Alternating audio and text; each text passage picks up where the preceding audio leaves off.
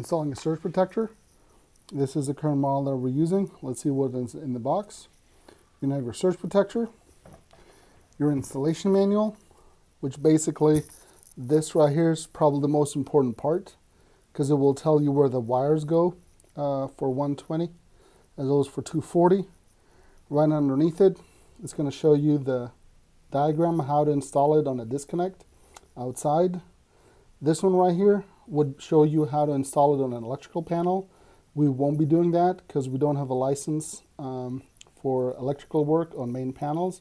This one we'll see in a different video about basically how to wire it in on a furnace. You have some mounting instructions right here. Over here you have the warranty paperwork, which is very important. This part right here needs to be filled out by you. A common question that we get is regarding the address. The address is going to be the homeowner's address. As you can see here, the homeowner has 15 days after the installation to send the copy of this paper as well as a copy of the invoice to get the surge protector registered in order for that warranty to be active. So please make sure you fill that out with the homeowner. Over here, this is going to be the mounting material they give us. So we have two nuts, and we're going to have this rubber washer, which we'll see how to use. And then the start of the show, we get our surge protector. Surge protector is going to have 4 wires. So it's going to have your white, which is going to be your neutral. It's going to have 2 blacks. They make no difference which one you use. So these are going to be for your hot legs, and your green one is going to be your ground, which is going to be the same application in every case. In our line of work, you'll see the surge protector installed in 3 locations. One's going to be on a furnace inside. The second one's going to be an air handler inside, and the third one is going to be on the disconnect outside. So as we'll see in a bit, and as we already talked about, these 2 black wires are for hot legs. So in the furnace application, you'd basically be putting these 2 black wires together, and you'd be wire nutting those to the hot leg of the furnace. The furnace running off 120 will also have a neutral leg, which will be hooking up this one, and then your ground's your ground. On an air handler application or an outdoor disconnect, things change a little bit because now we're talking with 240.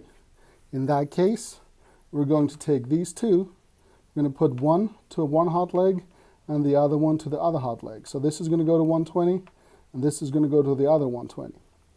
Again, it doesn't matter if you wire them 120, 120 like this, or if you wire them like this. It's the same exact thing.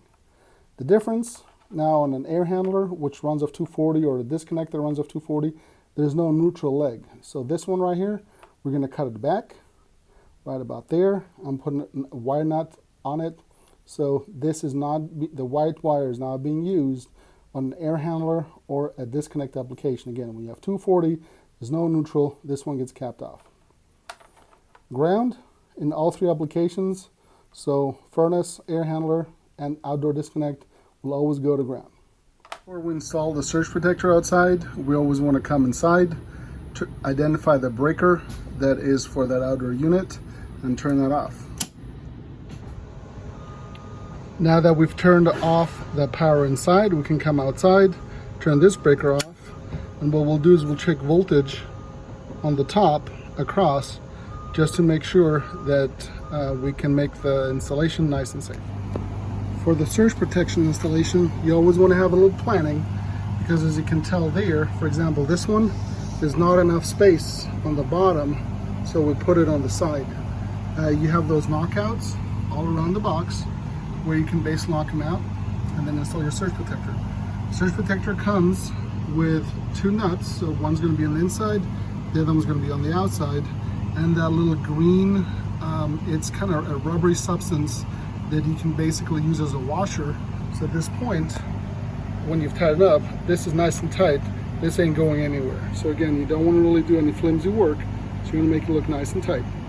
The surge protector itself is always insulated, so if you put it on the side or if you put it on the bottom, there is no problem for direct sunlight or direct water.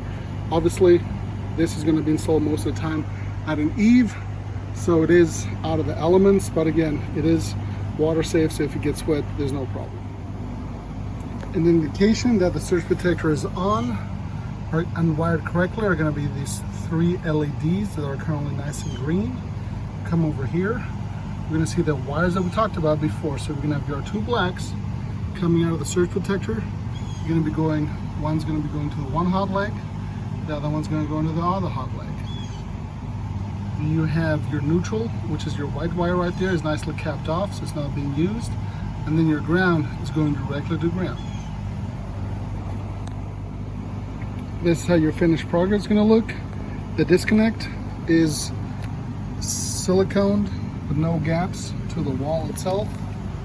The surge protector has all 3 lights on. Again, those 3 lights being on shows that the surge protector is active and is wired in correctly. That thing is not going anywhere. We're good to go.